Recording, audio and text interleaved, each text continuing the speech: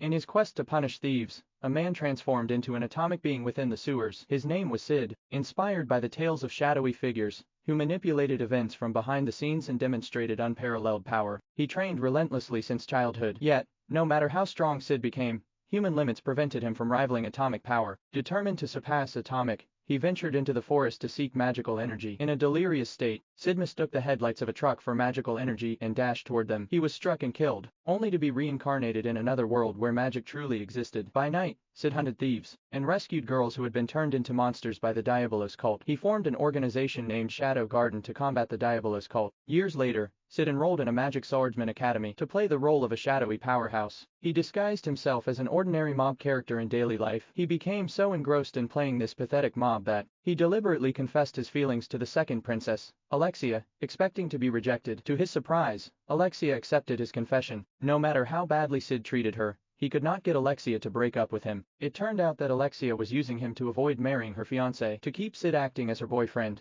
Alexia used money to train him into her obedient dog. During one of their dates, Alexia, frustrated by her mediocre swordsmanship skills and constant comparisons to her prodigious older sister, was taken aback when Sid claimed to like her swordplay. The two parted on unpleasant terms. The next day, Alexia went missing, and Sid was suspected as the culprit. Alexia had been kidnapped, and the real culprit planned to use her royal blood to resurrect the demon god. After undergoing torture, Sid was proven innocent and released. However, a corrupt knight still attempted to frame him as Alexia's kidnapper. Sid decided to stop hiding his strength and transformed into Shadow, the leader of Shadow Garden. In that instant, the great Lord Shadow stood before the despicable knight at a speed beyond human comprehension, whispering in a noble voice before striking them down with a devastating blow. Meanwhile, Alexia managed to escape amidst a riot caused by other test subjects, only to discover the mastermind behind her kidnapping, her fiancé. It turned out her fiancé was a member of the Diabolos cult and had orchestrated the conspiracy to gain a promotion within the cult. After a fierce battle, Alexia lamented that her ordinary swordsmanship was no match for her evil fiancé. At that moment, the great Lord Shadow appeared, effortlessly dodging an attack from the fiancé,